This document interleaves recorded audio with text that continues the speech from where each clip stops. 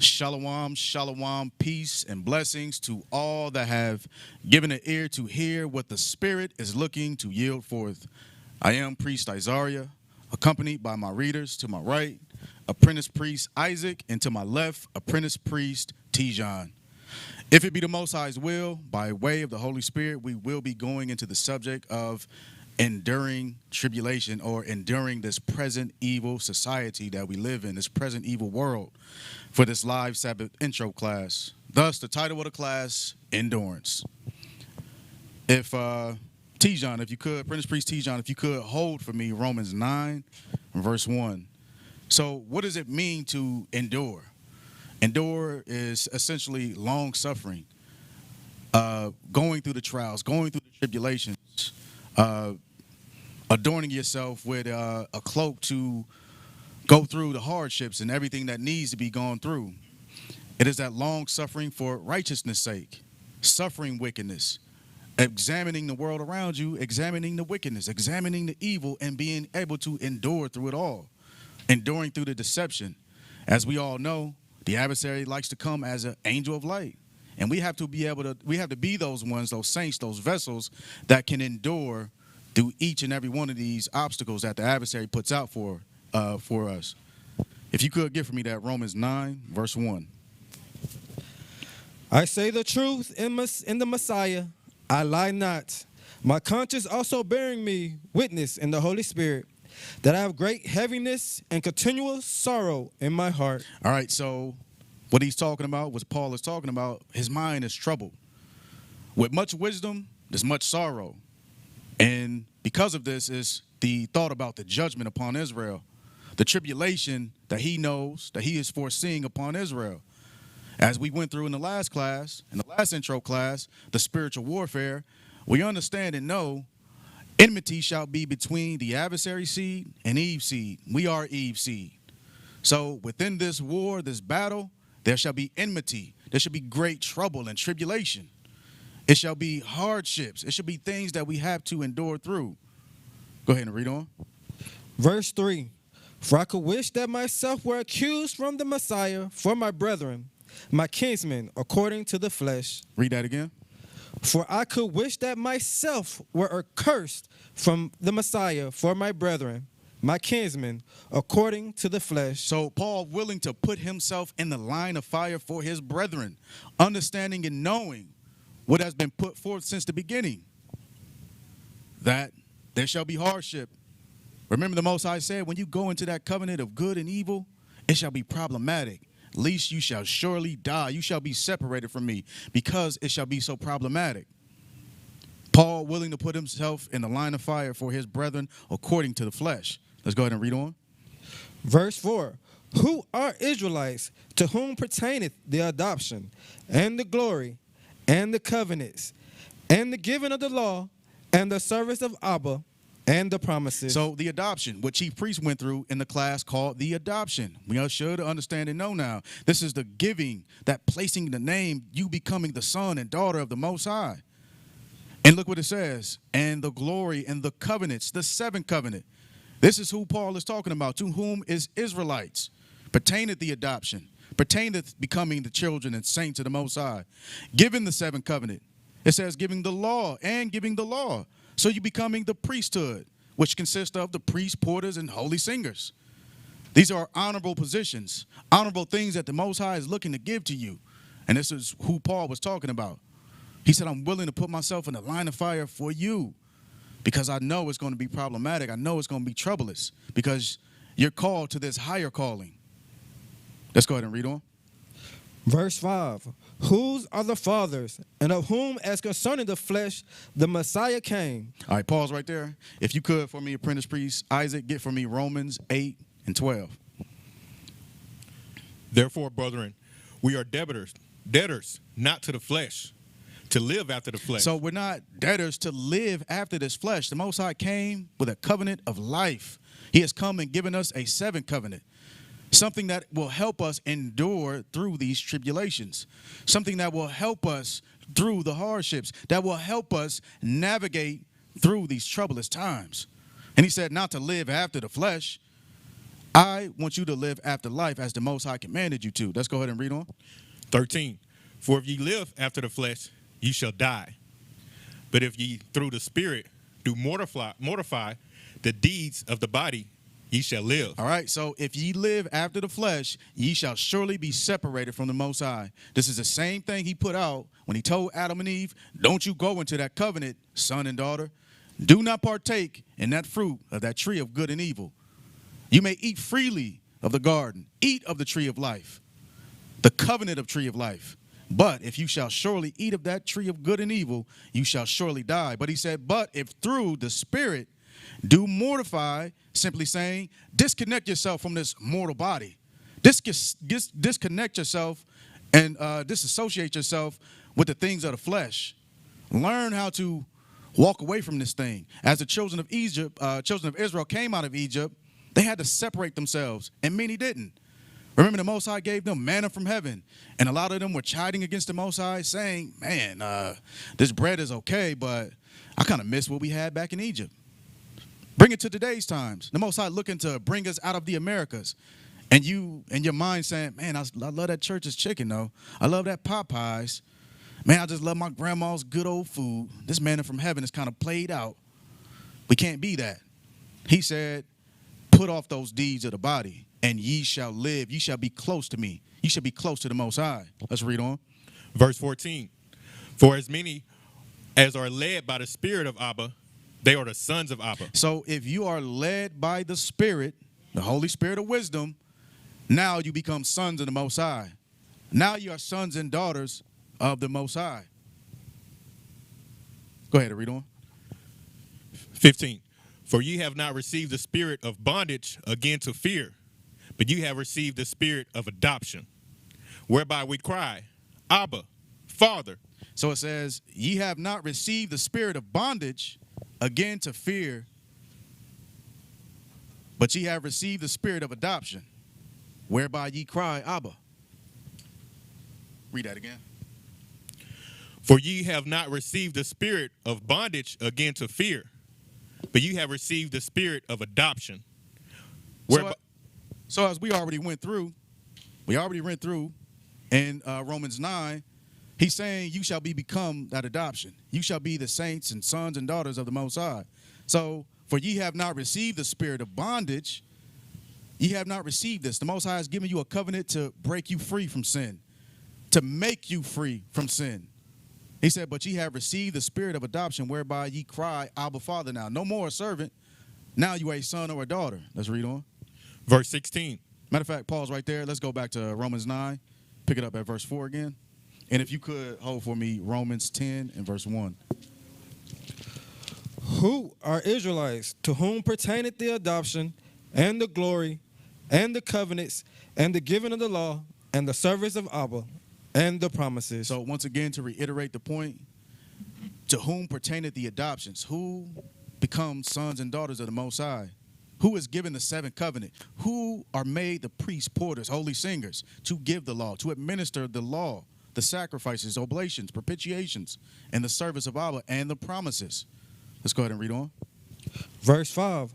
Whose are the fathers, and of whom, as concerning the flesh, the Messiah came, who is over all, Abba blessed forever. Amen.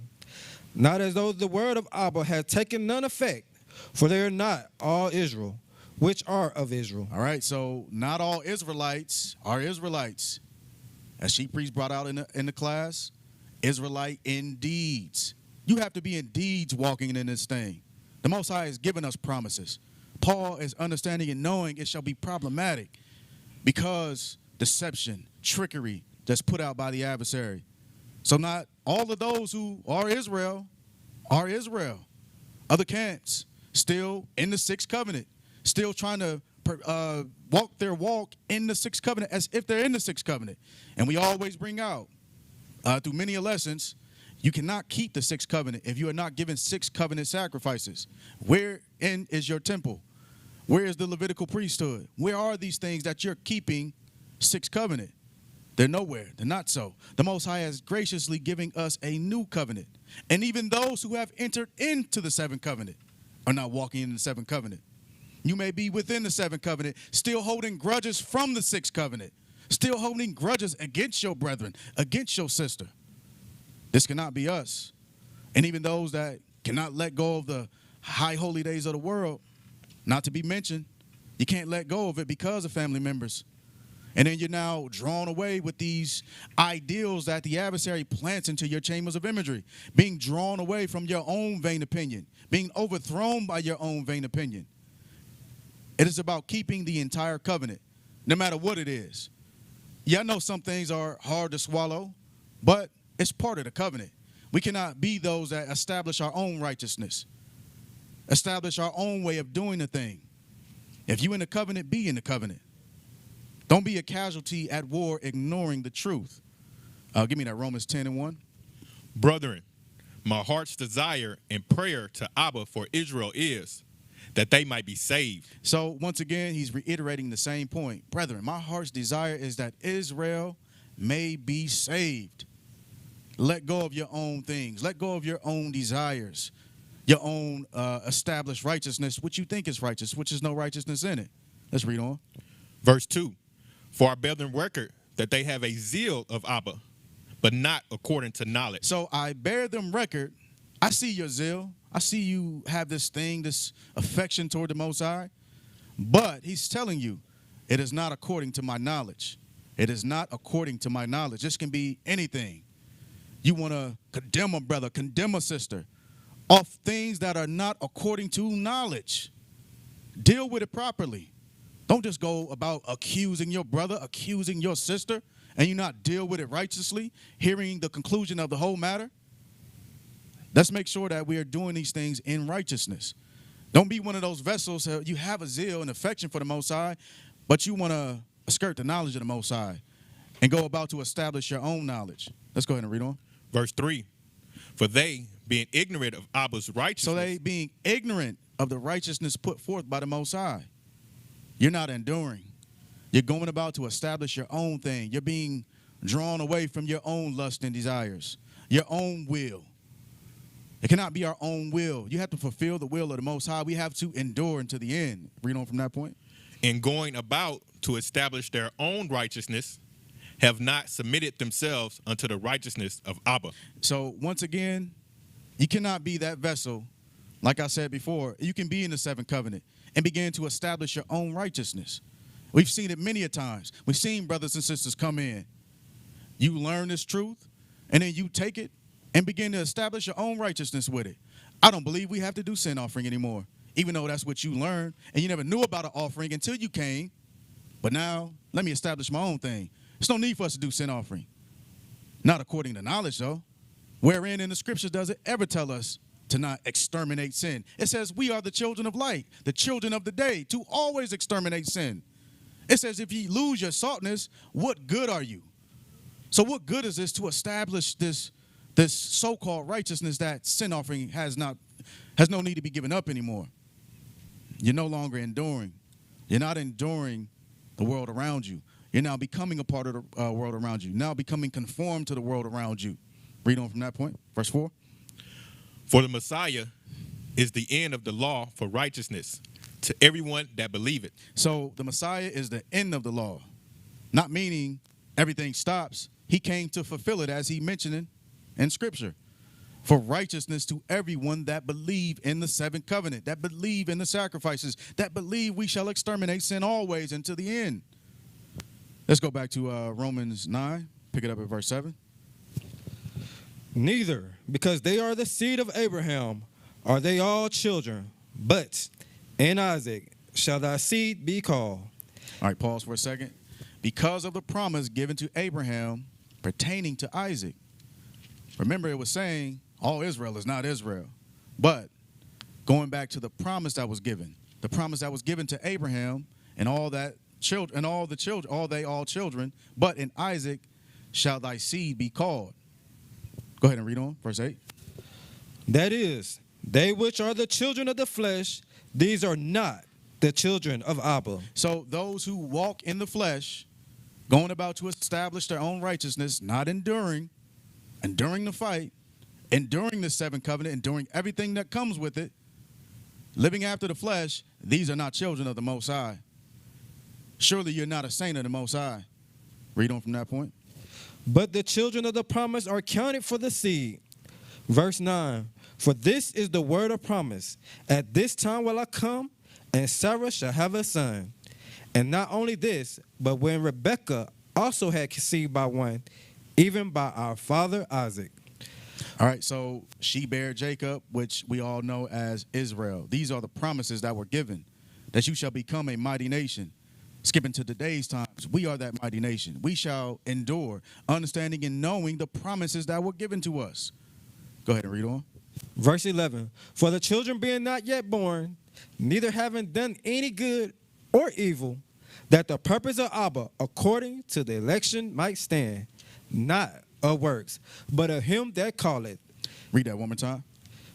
For the children being not yet born, neither having done any good or evil, that the purpose of Abba, according to election, might stand, not of works, but of him that calleth. So once again, the Most High has given the promise. When he gave the promise to Abraham, told him, you shall raise up a mighty nation.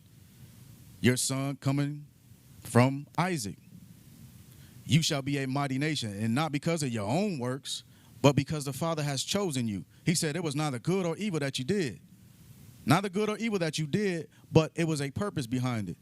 It was according to the election, that these might stand in these latter times, that these might understand and know who they are and become Israelites in deeds, not just Israelites in speech, just saying you're an Israelite. We see it all day, every day. I cannot express enough. We love our brethren, but we see you, and we see the disgust. We see the sin that is dwelling within you. We see it. We see those who are part of the seventh covenant. We see the sin that's within you. And brother, just as Paul mentioned, as Paul expressed, we hope and pray that Israel is saved because of the flesh, because we know it's a problematic and troublous thing for even those who even come under the covenant, still walk away from the covenant, the rules and confines of the covenant. We cannot be that. We have to be those that endure, understanding the promises that were given unto us. Skip to the 16th verse. So then it is not of him that willeth, nor of him that runneth, but of Abba that showeth mercy. Once again, he's reiterating the same point. It was not you that chose this. I chose you out of this. Who are you to go about to establish your own righteousness? Who are you to go about and to establish things in the seventh covenant that do not pertain to the seventh covenant? Who are you to not walk into the seventh covenant? You've been in sixth covenant. You've been catching hell. Who are you not to exterminate sin, learn about the oblations, learn about this seventh covenant? Who are you? Who am I to not abide by the rules and confines of the Most High? We didn't choose it. The Most High chose us. So even if you hear of this knowledge, hear of the gift that the Most High has given, and able to interpret it, able to comprehend it, who are you not to turn your life around, repent from your old ways? Read on. Verse 17, for the scripture said unto Pharaoh, even for this same purpose have I raised thee up, and I may show my power in thee, and that my name might be declared throughout all the earth. So even as he raised up Pharaoh to use as a whipping tool, as he used many a times, which he's using to this day, to whip the children of Israel, raised thee up that he might show his power unto the entire nation, the entire world. Go ahead and read on. Verse 18, therefore hath he mercy on whom he will have mercy, and whom he will, he hardeneth. Therefore hath he mercy on whom he will. Who are any of us to take away that mercy from anybody? Who is any of us? None of us chose this. The Most High chose us out of darkness, pure, utter darkness. None of us deserved it. But he said, I chose you. And I chose you from the beginning. When he said he gave that promise to Abraham, you should be a father of many nations. I gave you the promise. It was already mentioned. All we have to do is fulfill our position. So who is any of us to snatch that mercy away? Who are you to proclaim this and condemn a sister, condemn a brother? Who are you? Let's go ahead and read on. Verse 19, thou wilt say then unto me, why doth he yet find fault? For who hath resisted his will? So he's now saying, as he raised up Pharaoh and done these things and hardened his heart and used him as his whipping tool, now he's asking, so how can anyone be at fault if the Most High is controlling all these things? Who can be at fault? Who can be consumed with sin? Who is at fault if the Most High is controlling all these things? But then he asked the question and said, for who hath resisted his will? Let's go ahead and read on. Verse 20. Nay, but, O man, who art thou that repliest against Abba? Who are you to reply against the Most High? Who are you to render your own judgment on a brother or sister? Who are you to skirt the confines and rules of the Most High? Who are you? I chose you. You didn't choose me. Who are you to repliest how the Most High works and how the Most High operates? Let's read on. Shall the thing formed say to him that formed it, why hast thou made me thus? So shall your children look at you and say, Abba, I think we should do this way? You're going to look at your children like, what, shut down, son. What are you talking about? Do you pay any bills in here? No, you don't pay a damn thing in here. Who are you to question what I'm doing? Your child might come to you, know nothing about paying bills, know nothing about holding down the household, know nothing about any of this, know nothing about being a provider and protector, making sure the family is straight, know nothing about it. Would you give ear to your son, your 5-year-old son? Abba, I think you need to treat mama like this, and you need to do this, and we need to have stuff like this. You ain't going to give ear to it. You're going to look at him, oh, you to reply to me, son. I've been taking care of you. Boy, get out of here, boy. Let's go ahead and read on. Verse 21. Hath not the potter power over the clay of the same lump to make one vessel unto honor and another unto dishonor? So have not the Creator, who is creating this mold, creating this clay, had he not control over the whole entire lump? Do you think the hand of the Most High is too short? Do you think his power is not great enough to use who he will? Who are any of us to condemn anybody? We need to be enduring, staying in our lane, making sure that we are good in proper standing with the Most High.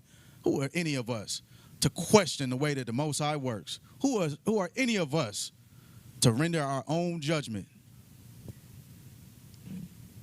Let's read on. Verse 22. What if Abba, willing to show his wrath and to make his power known, endureth with much long-suffering the vessels of wrath fitted to destruction, and that he might make known the riches of his glory on the vessels of mercy, which he had afore prepared unto glory. So once again, the Most High showing his power, showing that he is the controller. He is the creator of all. Who are you to question the way that the Most High works? Who are you to render your own judgment? Who are you to walk outside of the confines of the Most High? Understand and know how wisdom works. Know what wisdom is putting forth. Know how to operate with wisdom. When it becomes this thing where it's hard to entreat, hard to deal with, it is no more of wisdom. Wisdom said, I am easy to be entreated. So how can it be a wisdom if it's this hard thing, this hardship that you are causing? Let's endure, brothers and sisters. If you now would get for me, T-John, get for me Hebrews 6 and 9, and you hold for me Luke 18. So once again, this thing was promised to us from before. It was promised to Abraham, promised to him that he should be a man of a father of many nations, and we shall rise up, and it shall come a time where we shall endure. We shall endure tribulation. And as Paul mentioned, he said, it was my thing. I wish Israel to be saved from themselves, because I know how problematic the flesh is. I know how problematic it is dealing with sin. I know how problematic it is. And I'm willing to put myself in the line of fire for my own brethren. Let's go ahead and read on. Read Hebrews 6, verse 9. But, beloved, we are persuaded better things of you, and things that accompany salvation, though we thus speak. So, beloved, we are persuaded of better things. Let us stay in our own lane. Let us endure until the end. Let us run our race. Know you not that he who runs a race, you run by yourself, and you shall receive that reward at the end of it? You can't be worried about this person over here, that person over there, condemning this person over here, condemning this person over here. As the Most High said, I am the creator of all this. Have I not the power to change this? Have I not the power? Have I not shown thee the power? Has it not been recorded throughout history that I am the controller of these things? So who are you to control anything? And be persuaded by the better things that is accompanied with salvation. Salvation is at stake. Let's read on. Verse 10. For Abba is not unrighteous to forget your work and labor of love. So the Most High is not unrighteous to forget your work that you put in and your labor. He's not neglectful of that. He's not going to just forget that. So be not hasty in these times of trouble. Run your race. Worry about you. As we mentioned last week, I cannot save you no more than you can save me. Run your race. Endure until the end. Be not a vessel that's fit for the adversary's use. Read on. Which ye have showed toward his name, in that ye have ministered to the saints and do minister. So ye that have ministered all the work that you have put in, the Most High is not forgetful of it. But let not all of your work and your labor become null and void because you chose to walk outside of the covenant, because you chose not to endure. Understand the promises that were given to us. This is the fuel that keeps you going. Understanding and knowing the promises. Look at the mother and the 7 sons. Look at Eleazar, the Maccabees. Look at these situations. Under extreme duress and stress. Being killed. But at no point did any of them waver. All of them stood strong and said, you know what? I'm willing to die for this. How much more us when death is not at stake? Physical death is not at stake. How much more us to endure in these times? How much more us to dwell together in unity with brethren? Who are any of us to look at anybody and say, oh, you wicked, you this, and do it unjustly? Who is any of us? But the Most High said, I see your work and your labor, but let it not all be void. Read on, verse 11. Verse 11. And we desire that every one of you do show the same diligence to the full assurance of hope unto the end. So we desire that every single last one of you show the diligence. Show the diligence to the full assurance of hope unto the end. Show it. As I said, as the scripture saith, all who are Israel are not Israel. You shall be an Israelite in your deeds. You shall be walking this walk, not just talking this talk. You shall be walking the walk.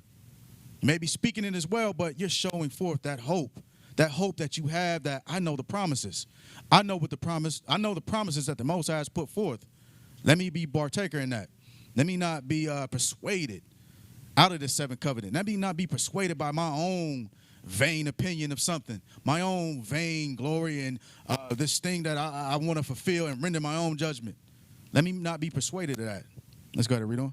Verse 12. That ye be not slothful, but followers of them who through faith and patience inherit the promises. Look at that. Be not slothful in spirit, but followers of them who through faith. What is faith? It is putting your request known, putting your trust in the Most High, giving that hope, and then when you get it, you receive that faith, that tangible evidence that is from the invisible realm, who went through faith and patience to inherit the promises, to endure into the end. Let's read on. Verse 13.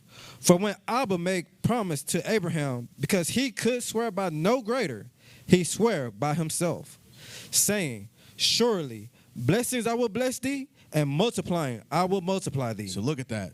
He said, by blessing I will bless thee, and when you need to be multiplied, I will multiply unto thee.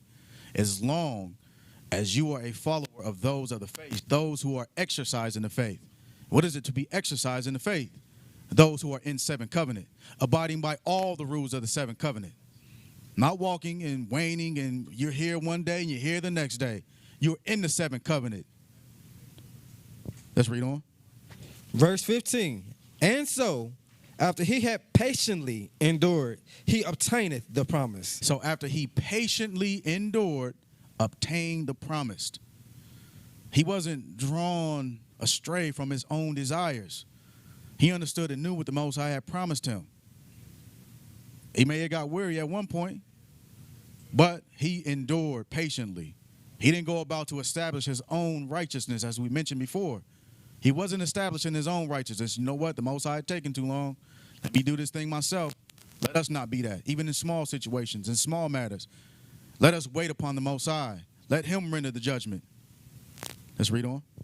Verse 16. For men verily swear by the greater, and an oath for confirmation is to them an end of all strife. Wherein Abba, willing more abundantly to show unto the heirs of promise the immutability of his counsel, confirmed it by an oath. Look at this. The Most High looking to show abundantly the heirs, those who are partakers of the covenant, those who are Israel indeed, by your deeds, not by just what you're saying. He says, I'm going to show you the immutability of his counsel, confirming it by an oath that you shall take, the oath and the covenant. Come unto the Most High, walk in this seventh covenant.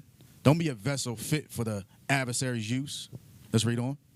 Verse 18, that by two immutable things in which it was impossible for Abba to lie. So it was impossible for the Most High to lie. He already promised this thing. It shall be a nation of children. And in these latter times, they shall be in this seventh covenant. And you're going to know them by their works. You're going to know because they endured unto the end. You're going to know exactly who they are. It's a peculiar people. It's a special people. A people set apart. Let's go ahead and read on. We may have a strong consolation, who have fled for refuge to lay hold upon the hope set before us, which hope we have had as an anchor of the soul. Look at that. This hope that has anchored us. This hope that we have put forth from the promise that he gave to Abraham, we have to have that same hope. We have to be engaged in the covenant. You're not engaged in madness and distractions put out by the adversary, this deception. Be not conformed to the ways of this world. Put your hope and trust in the Most High. That I know, me being in the seventh covenant, I'm in this spiritual ark. I'm making my calling and election sure. And it's saying that hope is like an anchor to your soul. You're not moving anywhere.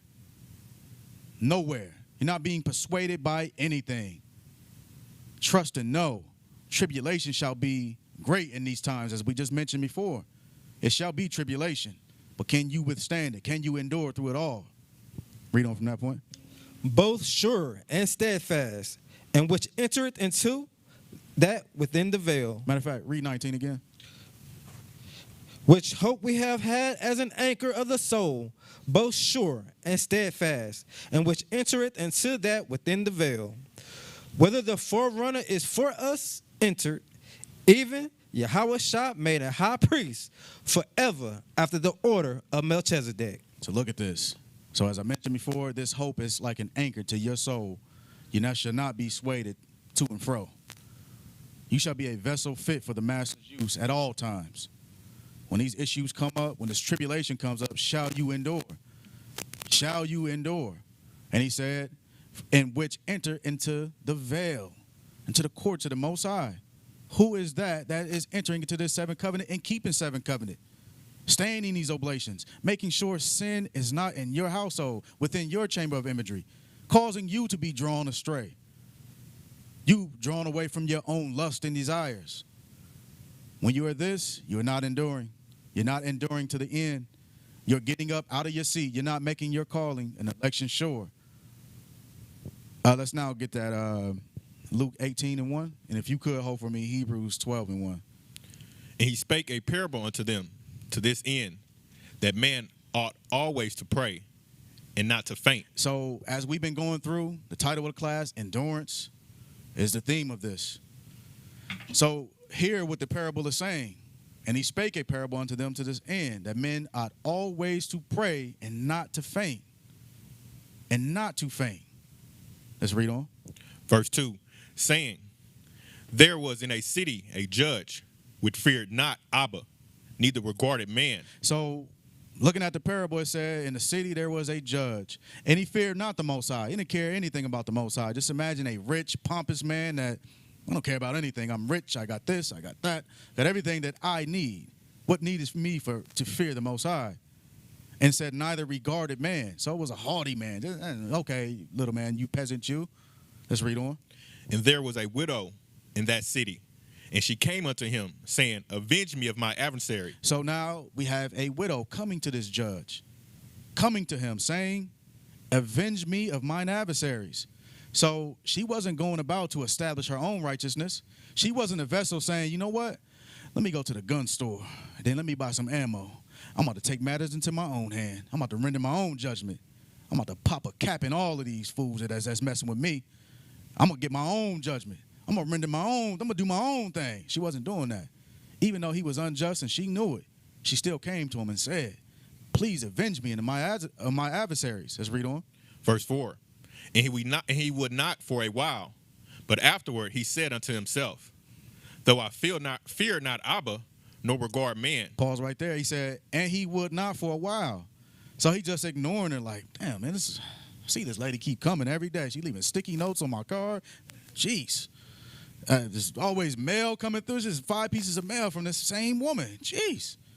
And he says, though I fear not Abba, nor, or, go ahead, read on. Read again. Verse 4 again. For a while, and he would not for a while, but afterwards he said within himself, though I fear not Abba, nor regard man, yet because this widow troubleth me. So yet because this widow is troubling me. I mean, every day I wake up, I got emails from this woman. I got letters from this woman. She leaving sticky notes at my house. How she know where I live? Sticky notes at my office. I cannot escape this woman. He said, I regard not, man. I got other things to be worried about, but jeez, Louise, this woman is troubling my soul. I can't, everywhere I go, everywhere I turn, this woman is troubling me. This is who we have to be. We have to be those who endure until the end, making our requests known unto the Abba, loading that weapon so that we may have hope. And our hope should be that I shall be saved at the end of it all. I shall be saved and avenged from my adversaries. You're not going about to establish your own righteousness. You are trusting, putting your trust in the Most High. Let's go ahead and read on.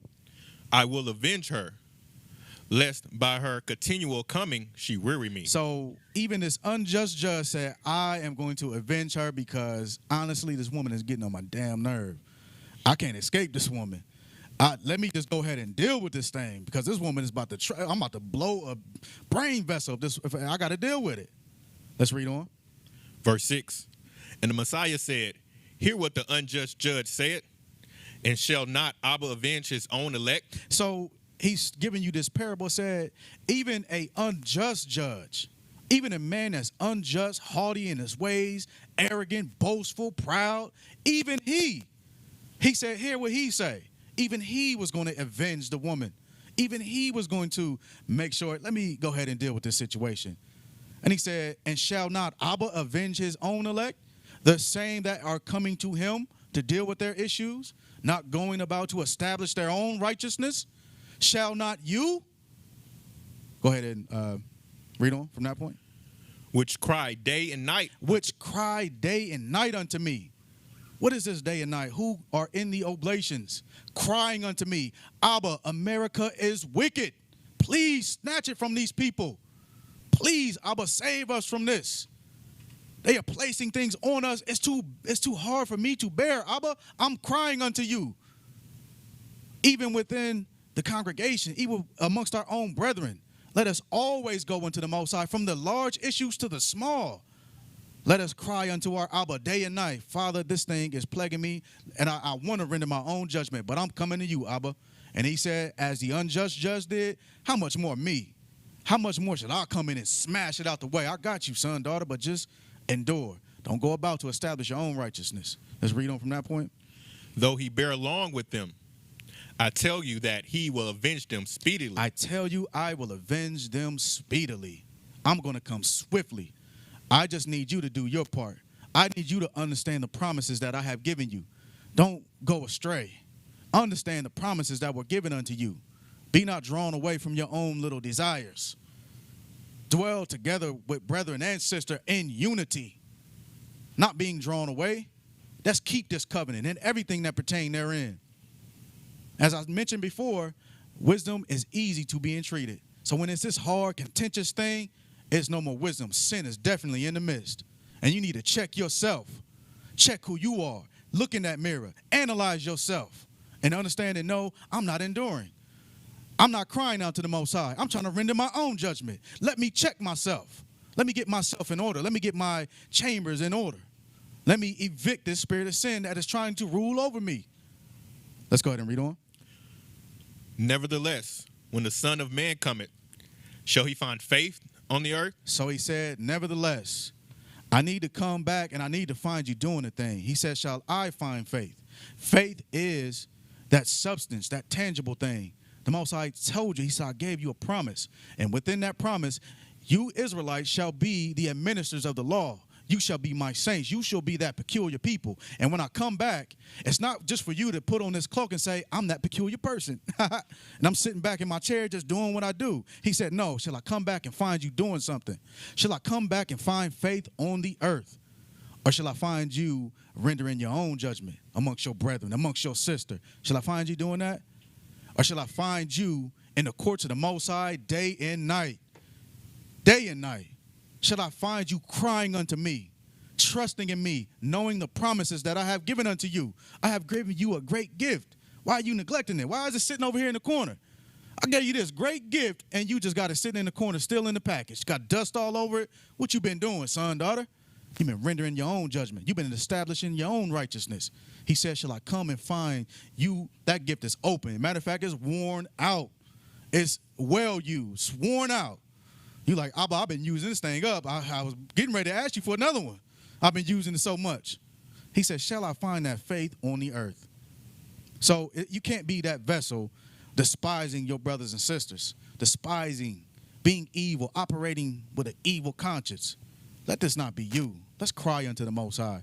Let's check ourselves, look into the mirror, and understand and know the Most High has given us a promise. Let me make sure I let him render this judgment. Let's read on. Verse 9. And he spake this parable unto certain which trusted in themselves that they were righteous and despised others. So, once again, going into another parable. Look at what he's saying. He said, I'm speaking another parable unto certain which they trusted in themselves. Remember, this is that establishing your own righteousness. He said that they were righteous, and they're looking at everybody else like, look at you, you dirty, filthy you. Look, I'm righteous over here, but you, yeah, you're wicked. Look at you. We need to check ourselves. We need to make sure we're always in our lane, running our race. The Most High said, I am the creator of this. Remember what we read in Romans. He said, hath not the creator the control over that entire lump if it was clay? I got the power to pull this piece out and do this with this piece. It could be somebody that's not in the covenant. You've been in the covenant for a year. Somebody not in the covenant, and you look at them like, look at you still celebrating Christmas, brother. Look at you still celebrating birthday. Look at you, brother. All the while, you've been slacking on the oblations. You've been engaged in something else. You've been slack in your walk. But then you looking at other people, look at this, brother. Look at this, sister. Who are you? Have you know not what the Most High had put forth? He said, I'm the creator of all. Who are you to reply unto me? Who are you to question what I'm doing? You know not what I'm doing with this woman right here. Who are you to render your own judgment? You know not what I'm doing with this brother right here. In a year's time, I may take this brother. This brother may be the strongest priest ever. And then the whole time you was questioning him, looking at him, and the Most High like, brother, what you doing? This whole time you've been neglecting your race, worried about him. Worried about her. Let's read on. Verse 10.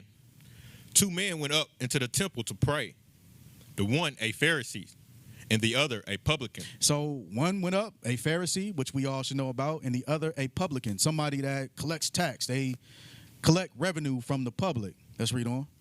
The Pharisee stood and prayed thus within himself, Abba, I thank thee that I am not as other men, or extortioners, unjust, adulterers, or even as this publican. So look at what the Pharisee was saying. So this brother is going into the temple with his haughtiness, got his clean garment, and stepped out, he fresh to death. Stepped out, let me go get my pray on. Let me go pray to the Most High real quick. Let me go get my daily pray in. The Pharisee stood up, prayed thus within himself.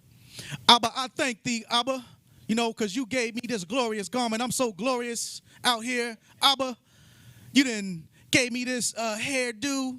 You know, you just gave me all these things, Abba, and I'm looking at these other men, and they're extortioners, Abba. They're unjust. They all these things. Even as this publican that called himself walking up here with me to pray with me, Abba, I'm so righteous. Oh, I'm so on it. Look at me, Abba. And he's looking at him like, look at them. They wicked, and I'm all this righteous. Let's read and find out what else he's talking about. Verse 12. I fast twice in the week. I give tithes of all that I possess. Look at this, Abba. I'm fasting twice in the week. Abba, look at me. I'm so righteous. And matter of fact, I'm making it rain. I'm making it rain on. I'm giving all them tithes up. I'm making it rain in tithes. Abba, look at me. I'm so righteous. Look at me. Let's read on. And the publican, standing afar off, would not lift up so much as his eyes unto heaven, but smote upon his breast, saying, Abba, be merciful to me, a sinner. Look at this. So now we got this Pharisee, all this righteousness he has in his mind, and I'm so righteous, and mom got these glorious garments. I'm making it rain. I'm the righteous out here. I'm telling you, I don't want to toot my own horn, but toot. I'm telling you, Abba, I'm out here. But then you got this publican that's like, Abba, I can't even look at you, Abba. Abba, I'm a sinner. Abba, I've been wicked, Abba. I'm checking myself, Abba. I'm looking in the mirror and checking myself. I can't even, Abba, honestly, I didn't even want to walk up here, Abba. That adversary was on me like, you ain't worthy of this oblation. You ain't worthy of this. What you doing? And he said, Abba, I had to work through that to come up here, and Abba, I can't even look at you. But I know I'm a sinner, and I know I need to be cleansed. I know the promises that you gave to me. So let me step up, Abba. I know I'm a sinner, Abba, but please be merciful unto me. Please share your mercy unto me, Abba. Share your mercy unto me. Let me share my mercy with those around me. I'm no better than the next man. I'm no better than the next woman. I'm no better than nobody. I'm a sinner, Abba. Let's read on. Verse 14. I tell you, this man went down to his house justified rather than the other. So this man that was humble, contrite, looking within himself, looking in the mirror, understanding and knowing, I'm wicked as hell. And then you got this Pharisee, he just pompous. He the man. He the man with the plan. I'm here. I already know how to get my little prayer in. But he said it wasn't even justified. But he said that sinner, that one that looked at me with a contrite heart and said, Abba, I know I ain't gonna look at you, Abba. I ain't worthy, Abba, but I'm coming because I know I got to cleanse myself. He said he was justified rather than the other. Read on from that point. For everyone that exalted himself shall be abased, and he that humbleth himself shall be exalted. He that humbleth himself, he or she that says, you know what? Let me fall back and humble myself. Let me be humble. Let me be contrite. Let me endure in this seventh covenant. Who am I to look at the next person? Who am I? I know not what the Most High has for this person. I know not what the Most High has for this brother. Who am I to look at anybody and say anything about anybody? He said, when you humble yourself, you shall be exalted. All right, let's, who I had holding Hebrews 12? Okay, go ahead, get that Hebrews 12 for me. Wherefore, seeing we also are compassed about with so great a cloud of witnesses, let us lay aside every weight and the sin which doth so easily beset us. Look at this. Wherefore, seeing we also are compassed about with so great cloud of witness. He said, let us lay aside that weight that we've been holding. Lay aside that weight. Lay aside that arrogance, that pomp, that proudness, that haughtiness, as the Pharisee had. Let us lay aside. That's weight. He said that's weight unto you. Lay that aside. Read on from that point. And let us run with patience the race that is set before us. Go back. Start from the top. Read it again. Wherefore, seeing we also are compassed about with so great a cloud of witnesses, let us lay aside every weight and the sin which doeth so easily beset us. He said, and the sin which does so easily beset us.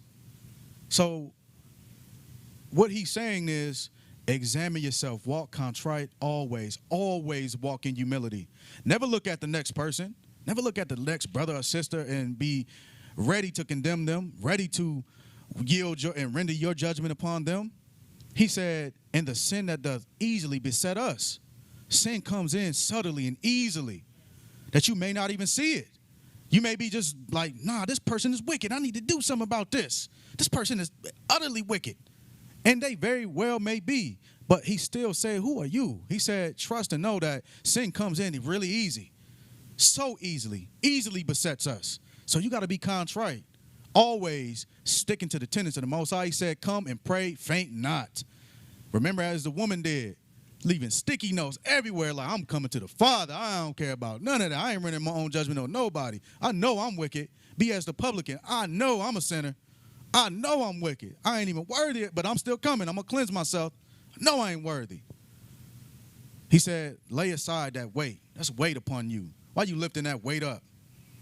The Most High is mighty and strong. He can lift that weight. It's nothing to him. So who are you to try to lift it up?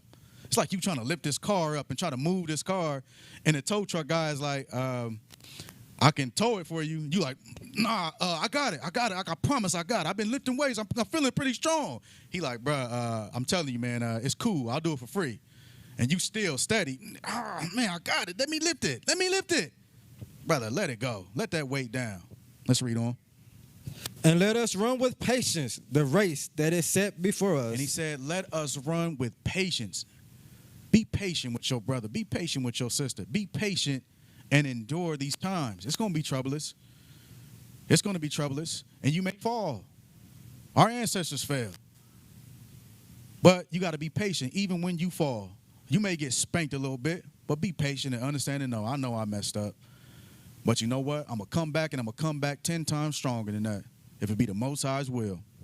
And let me be patient and run this race that is set before me. A race doesn't just go on forever. A race has a start and it has a finish. And he said, run that thing. Stay in your lane and run it. Let's read on. Verse 2. Looking unto Yahushua, the author and finisher of our faith. Looking unto Yahushua, the author and finisher of our faith. He is the one that came to fulfill and consecrate this covenant. He is the reason why we can gain this faith. He is the reason why we can walk from faith to faith. Let's read on. Who for the joy that was set before him endured the cross, despising the shame, and is set down at the right hand of the throne of Abba. Look at that. So he was the one that endured the cross. He endured all these things for us. He came down. It wasn't none of us. Remember, the Most High said, I chose you. You surely didn't choose it, and you were unworthy of this covenant. And I gave my only begotten son to endure these things. So who are you? Who are you to go astray and establish your own righteousness? Let's read on. Verse 3. For consider him that endures such contradiction of sinners against himself, lest ye be wearied and faint in your minds. He says, so consider him that endured such contradiction of sinners. He endured this thing for us. And it was the same us that took him through this, the same sinners that put him through this. He said, lest ye be wearied and faint in your minds. He did this for us. He consecrated this covenant and gave us a way to live by faith. Let's read on. Verse 4. Ye have not yet resisted unto blood, striving against sin. And ye have forgotten the exhortation which speaking unto you as unto children. My son, despise not thou the chastising of the Most High, nor faint when thou art rebuked of him. So he's saying, son, daughter, despise not when I'm coming to chasten you. I know you messed up, and you're going to take this whooping. But let me help you understand why you're taking this whooping, and despise it not. Understand and know that I love you, and it has a purpose behind it. Remember what the Most High said, I called you to be my priesthood. I called you to be the priests, porters, and holy singers. And when you come and do this, understand, I know you're going to mess up. I know I pulled you out of darkness, and I know you got to cleanse yourself. But when you come to cleanse yourself, don't be wary of this whooping that you're going to get. And you might get several whoopings. But endure. Endure that whooping. And stand up and be stronger than you were before. Let's read on. Verse 6. For whom the Most High loveth, he chasteneth, and scourgeth every son whom he receiveth. So everyone that wakes up and walks in this seventh covenant, he said, I shall chasten you because I love you. I'm trying to give you this promise that I promised you. Stop walking astray. Stop doing your own righteousness. Lend unto my righteousness. Be my saint. Be my child. As I mentioned before, and I'll keep mentioning, who are any of us to look at anybody and proclaim and condemn them to wickedness? Who are any of us to not check ourselves first and walk in the covenant of the Most High? And when we do, understand, like I said, you may get chastened, you may fall and do it, but learn from it. Let's go ahead and read on. Verse 7. If ye endure chastening, Abba dealeth with us as with sons. For what son is he whom the Father chasteneth not? So he said, if ye endure chastening, when you endure this tribulation because of your own wickedness, because you walked astray, you went astray, you were drawn away from your own vain opinion or something. Because of this, you got chastened. But he said, Abba dealing with you as his son or his daughter. I'm dealing with you, son, daughter. I know I pulled you out of darkness, and I'm dealing with you. But you got to learn from these whoopings. You need to learn from it and never go back to that way. Walk away from that. And he said, for what son is he of whom the Father chasteneth not? If you don't chasten your son or daughter, do you really love them? Thus saith the scripture, the father or mother that beateth their child, loveth their child, because they keeping them from hellfire. Keeping them from hellfire. So me, having a son, having sons and daughters, who am I to just let my son and daughter just go ahead and do whatever you want to do? And then they grow up to be these little vessels, these little wicked vessels. And I already know there's hellfire for my son. He may very well just be riding in a car, minding his own business, and want to do something astray because I wasn't chastening, I wasn't spanking him and correcting him, smoking weed in the car, doing his thing. I know there's a good chance a police officer is going to be itching to kill my son. So let me chasten him. Let me chasten him in his youth. Let me let him know, son, what you doing? You walking astray. What you doing? You smoking weed? What? You drinking? You doing what? Let me chasten him. Let me make sure he's corrected. So when the time comes, he's going to know how to operate. He's going to know, officer, let me go, here goes this. He's going to know how to operate with wisdom. Officer, you're doing a great job today. I just want to let you, he can be doing a terrible job. Officer, you're doing a great job. Matter of fact, I just love the way you have your hair. And I like the way you cut your mustache. It's nicely trimmed. I like that, officer. And he may not even care about the officer, but he's looking like, I know how to operate with wisdom because I was chastened my entire life by my father, by my Abba, because he loved me. He loved me enough to do this thing. He loved me enough to give me this wisdom. Let's go ahead and read on.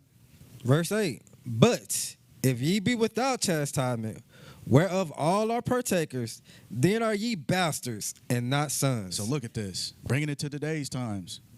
Unfortunately, we love our people, but we have people that do not chasten their children. And we see them on the news every single day. These women that just, not just women, men too, that want to get this arrogant with the police. Want to, hey, would you pull me out? No, I ain't give you my ID. When all the while you could have just kept your life and just, here goes my ID. And you had both of them, but you just felt like, nah, man, like, I don't think this is right. I see other people do it on TV and YouTube, so I'm going to do it. What you need my ID for, officer? Nah. And you just want to be rebellious. And then here goes another. 22-year-old man lost his life today, such and such, such and such, because he was not chastised. He was a bastard and not a son. He was just operating his own will, establishing his own right way of doing a thing. We cannot be that. Walk in the righteousness of the Most High and the ways of the Most High. Let's read on. Verse 9. Furthermore, we have had fathers of our flesh which corrected us, and we gave them reverence. Shall we not much rather be in subjection unto the Father of spirits and live? Look at that. He said, furthermore, we have had earthly fathers. We got a pops, Abba. We got a father, and he corrected us. And when we were children, we like, man, I can't stand my pops, man. That whooping hurt. How many times you done got whooped? Boy, you can't even sit down. How many times you talk about, man, I'm going to run away, man. I promise I'm going to run away. I can't stand him, man. Always whooping me. Never understanding why he was doing it, but he was doing it for a reason, correcting us. But he says, shall we not much rather be in subjection unto the Father of spirits and live? Shall you not be subjected to the Most High, our true Abba and Father? And to his ways shall you not be? Are you going to go about to establish your own righteousness? So as our earthly fathers corrected us, the Most High is going to correct us. And we need to be in order with him, more so than our earthly father. Let's read on. Verse 10. For they verily for a few days chastened us after their own pleasure, but he for our profit, and we might be partakers of his holiness. He said, but he for our profit. He for our profit. He said, I set aside promises for you, son and daughter. I got promises for you. Why you walking over here doing this? Why you trying to render your own judgment on this? Why you looking at this person like they so evil, but then I'm looking at you like you so evil? Look at you. Look at the filth on you. He's saying, I did it for a profit, that we might be partakers of his holiness. He's saying, I got a promised land for you. I got all these promises, these gifts. I'm going to give you a spiritual body. I'm going to give you all these things. But then look at you. You worried about everybody else's dirtiness. And then you dirty yourself. You even dirtier than them. Let us not be that. He said, do it for a profit. He's doing it for a profit, that we be partakers of his holiness. Let's read on. Verse 11. Now, no chastening for the present, see it to be joyous, but grievous. So no chastening, like I said it at that moment, you like, man, Abba, this hurts. I can't even sit down, Abba. Spiritually, I can't sit down. You've been whooping me so hard. But he said, take that whooping and learn from it. Take that whooping and learn from it. Change your ways, repent, change it. He said it seemed to be joyous, but it's grievous. Let's read on from that point. Nevertheless, afterward it yielded the peaceful fruit of righteousness unto them which are exercised thereby. So it says, afterward it yielded the peaceable fruit of righteousness. So as mentioned in St. John 15. Remember, he was saying that when you become a part of this vine, you become a part of this seventh covenant. He said, I'm going to purge you.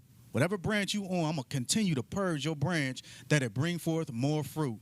So that purging is that chastening. I'm going to continue to chasten you. And I want you to continue to learn from it. And I want you to take less chastening, because I want you to bear forth this fruit. I need you to do a thing. I need you to get busy in the work of the Most High. Not busy in your own work. Get busy in the work of the Most High and be exercised thereby.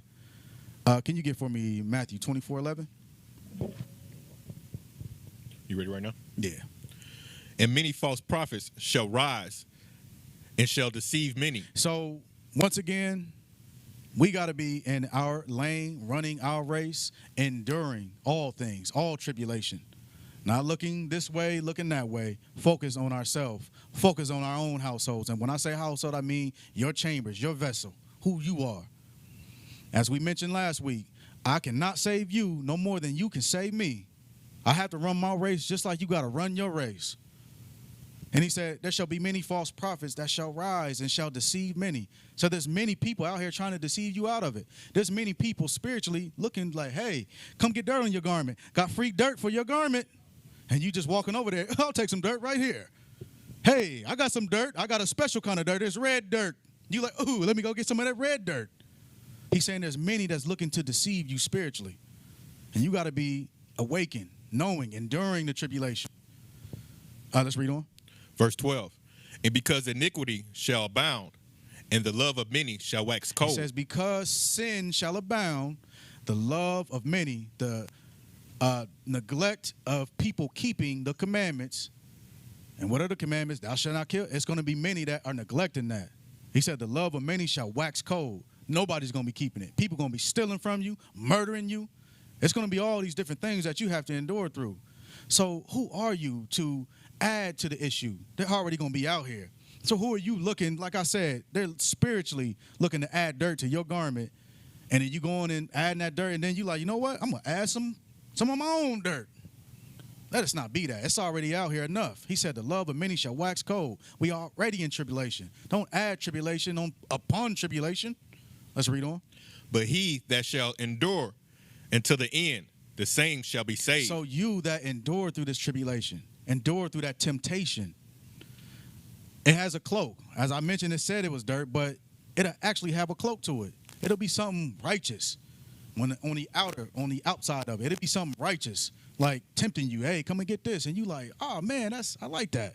Oh man, I like this too. Oh man, I like all these things. But he said, he that endured that temptation and is looking at it like, absolutely not. I'm walking this narrow straight. Absolutely not. He that is not looking to his brother, look how wicked you are, bro. Bro, you wicked. Damn, sis, you wicked. He that is not doing that and looking at his own self, making sure his garment is clean, he that shall endure to the end, and the same shall be saved. The same shall receive that salvation from the Most High. Skip to verse 21. For then shall be great tribulation, such as was not since the beginning of the world to this time. No, nor ever shall be. Go ahead, read it again. For then shall be great tribulation, such as was not since the beginning of the world. So, as we already mentioned, there should be great tribulation. There should be troublous times amongst us. Let us endure. And when we shall endure in the seventh covenant. Set aside that sixth covenant way of thinking. Set aside that old leaven. Exterminate it. Get it up out of you. Stop looking at your brother. Stop looking at your sister like they're the wicked ones, when it very well may be you. Check yourself and endure through these troublous times. Don't add tribulation upon tribulation. Walk your walk and trust in the Most High that He's going to take care of it. The Most High said, I got control of all of it. Why are you trying to control it? Why are you trying to mold this thing? I got control of it. Son and daughter, just walk your walk. I got it. Let's go ahead and read on. Of the world to this time, no, nor ever shall be. He said there should never be tribulation like this. So as I said before, why are you adding to it? He said it was never tribulation. This is the worst of the worst. So why are you adding to it? Huh? Why are you causing damnation to yourself? Because you can't be quiet. Because you can't shut your mouth. Why are you adding tribulation to yourself? Just shut down. I am in control of this. Say it the Most High. I got it. I got you. Let's read on. Verse 22. In those days shall be shortened. There shall no flesh be saved. He said those days shall be shortened. So we should know what this is. This is that first resurrection. So who are we not to be partakers of this first resurrection? Who are we to be partakers of this? Not to be partakers of this. Come on now. Who are we not to be? Those walking the seventh covenant. Those exterminating sin. Those trusting in wisdom. Trusting that wisdom in the Most High is going to do His thing with the thing. He said, those days shall be shortened. I shall give you this first resurrection. And he said, there shall no flesh be saved. If I hadn't done it, all of you would have been deceived. Just let you know how wicked these times shall be. He said, wickedness has to come to this full. And it's so wicked, nobody would have been saved had I not shortened these days. Let's read on from that point. But for the elect's sake, those days shall be shortened. He said, but for my elect, those who are enduring, they're not going about to establish their own righteousness. He said, those shall be saved. I shall save my elect.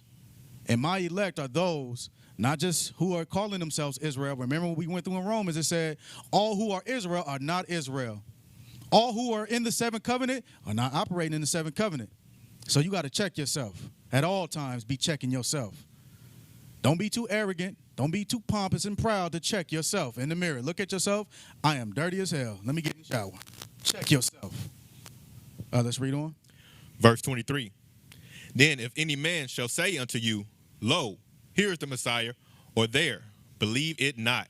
So if any man say, lo, here is the Messiah, deceiving you into these different ways of doing anything, and it's not of the Messiah, which you should already know who is the Messiah, what are the promises, what he promised unto thee.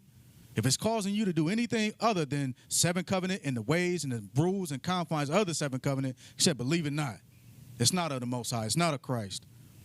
Let's read on. Let's finish this up.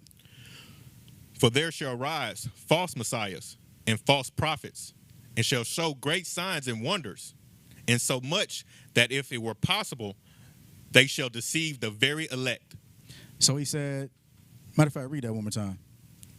For there shall arise false messiahs and false prophets, and shall show great signs and wonders. So it says there shall arise false saviors. People who telling you, I'm going to save you. There shall be false prophets.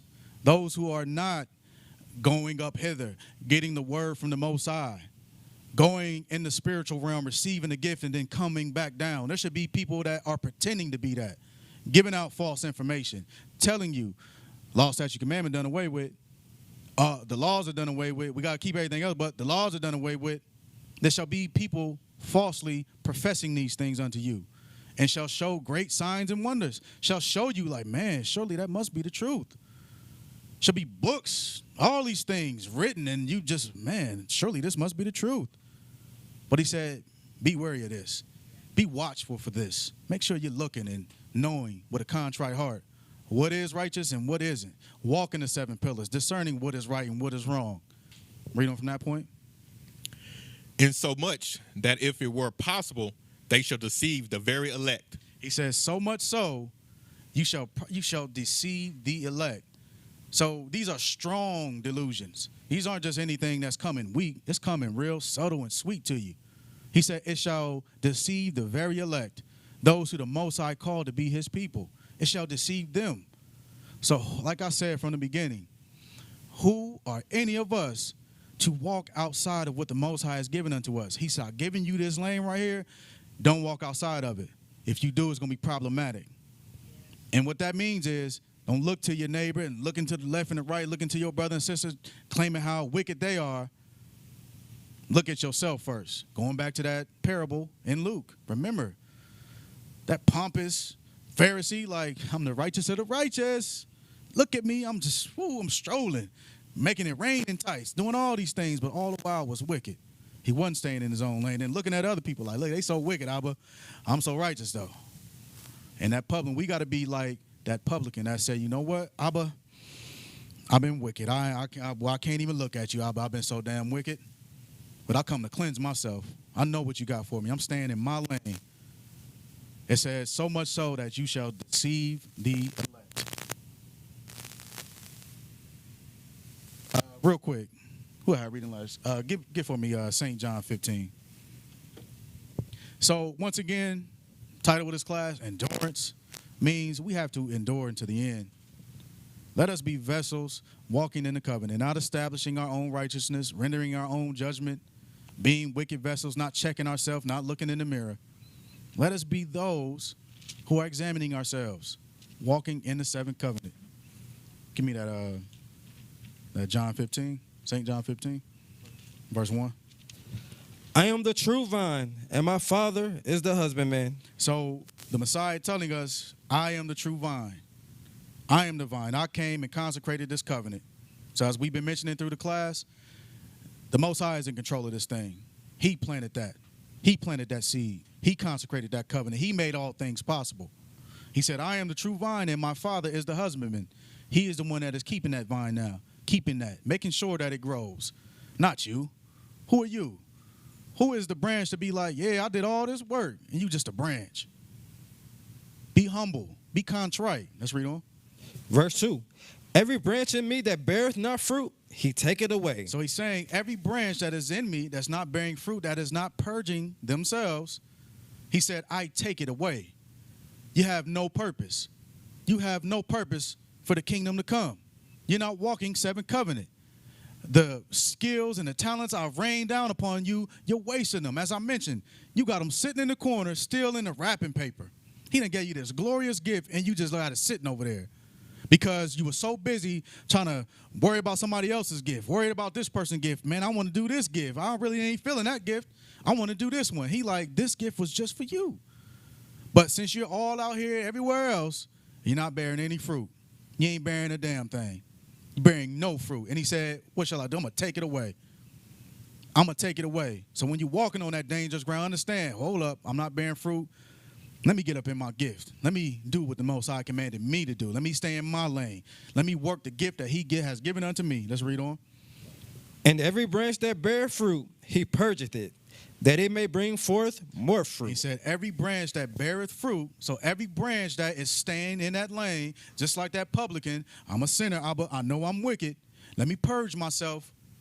He said he beareth much fruit, and he purging him. He continues to purge him. He's not just snatching that branch off, looking at it like this branch is just withering. Snap it off, throw it away, it's going to be thrown into the fire.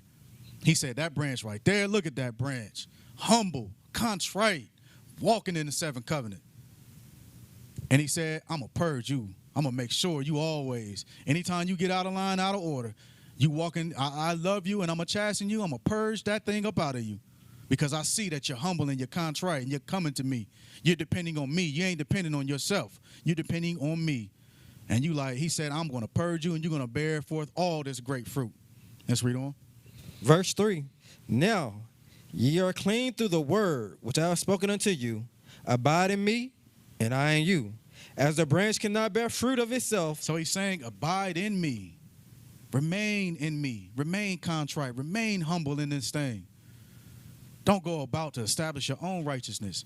And he also said, the branch that cannot bear fruit of itself. You cannot be broken off. Or just imagine this. Just imagine you're bearing fruit. You're walking in the walk. And then you get this pride and arrogance. This proudness, this pomp. Now I'm this now, man. Look at all this fruit. I think I can be my own tree. Matter of fact. And you want to break off from it. He said you cannot bear fruit of yourself. So just imagine that branch is laying in the dirt, in the grass. And he like, man, look at all this fruit. Not even knowing that you're now disconnected from the Most High. You're disconnected from the root. You're no more getting any nutrients, anything to grow thereof. And that fruit that's on you, that's the last fruit that you're going to bear. Let it not be that. Stay a part of the branch. Stay a part of the vine. Be humble enough to just say, you know what, I'm wicked, man. Let me fall back. Let me do what I'm supposed to do. Let me not worry about the next man or woman. Let me do what I'm supposed to do because I can't bear fruit of myself. The Most High chose me out of this thing. I didn't choose it. Let's read on. Except it abide in the vine, no more can ye, except ye abide in me. I am the vine, ye are the branches. He that abideth in me, and I in him, the same bringeth forth much fruit. For without me, ye can do nothing. So to bring this to a close, as we've been talking about, as I said before, this is about enduring to the end. And in the midst of you enduring, you're going to endure tribulation. You're going to endure chastening from the Most High, him coming down, spanking you. And when he come down, he said, faint not when I come down. I'm doing it because I love you. Endure that tribulation. And don't add tribulation upon tribulation because you ain't going to be bearing fruit by yourself. You're going to be dead in this world. You're going to be just doing whatever you want to do. He said, come and be in me, and I in you. Come abide in me. Because without me, ye are nothing. And we all have to recognize and understand without the Most High, we are nothing. He said, come and be my children. Who is a little child to just go off and say, I'm going to do my own thing? You're 5 years old. You can't get a job. You can't do anything. What you doing? You can't even drive. Can't even see above the steering wheel. You can't go do this. You can't do anything. He's saying, you are my children. So come, depend on me. Walk with me. Abide in this thing. So this will be the end of the intro class. Hope everyone was edified. Hope everyone took something from it. Hope you place this into your chambers of imagery and look at yourself, examine yourself and say, you know what? I may have been this wicked thing, but this day, this minute, this second, right now, I'm going to change and I'm going to repent. I may have messed up and I'm going to take my whooping like a man or a woman. I'm going to take that thing, Abba, and I'm not going to faint. And I'm going to walk this walk into the end because I know the promises that you have given unto me, and I want to be a partaker of those promises. So with that, we're going to go ahead and end the intro class. I'll say peace, blessings, shalom. All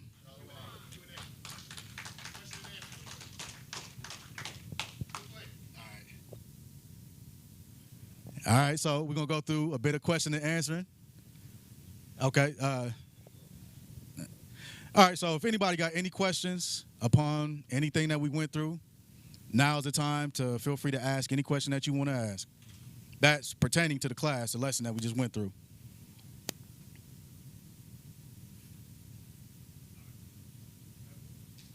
All right. Nobody? All right. Once again, hope everyone was edified. Like I said, place this into your chambers of imagery and grow thereby. Be not persuaded by the ways of this world, tossed to and fro, over here, over there. Take your gift. Take your gift and do the most with your gift. Even when the Most High give you something, you feel like it may be the least of the gifts. But take that gift and do the most with it. Wear that thing out. And when the Most High see, you doing a lot with that little. He said, I'm going to give you something greater. So with that being said, we're going to go ahead and close the class down. Once again, hope everyone was edified. Peace, blessings, shalom.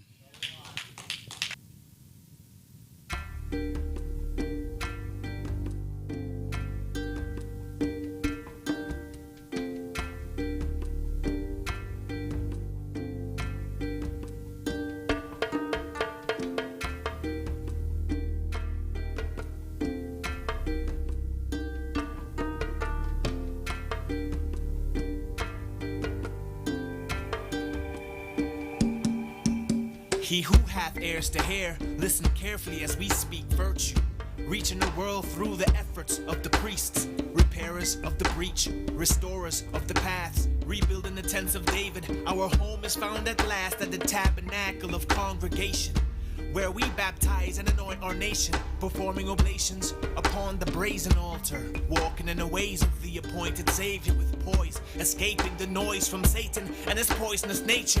Without fail he accuses the brethren, using his weapons of collusion, and then sin comes upon us. And we deserve it, to be honest. We were cursed, cause we honored and were worshipping the gods of this world and was living lawless. Adverse to the written law, without purpose and little knowledge, serving our wicked conscience. Thus, righteous judgment was handed down from the courts of the Most High. A sobering moment, but let's be holy and pure while we endure and ensure life comes forth. Let us hold tight, secure in our roles as we strive, adorned with our robes white and clean. It might seem like the loneliest road, but we stride in hope as the Most High reveals his ideals. And so we exercise patience as well as love, dwelling safe in the seventh covenant, graciously set the sustenance. Let us exemplify faith through hell and suffering, praying to quell the punishment, waiting on heaven's government to be established, as it was in the Garden of Eden, when Abba had breathed life into creation, and our forefather received the living word. No more are we called prisoners, we live and learn, and study to be approved as the sons of Yahweh, who were lovingly given rules to better build and preserve truth. The bricks surrounding the kingdom are the 7 pillars of virtue. This is a house of wisdom. Shalom.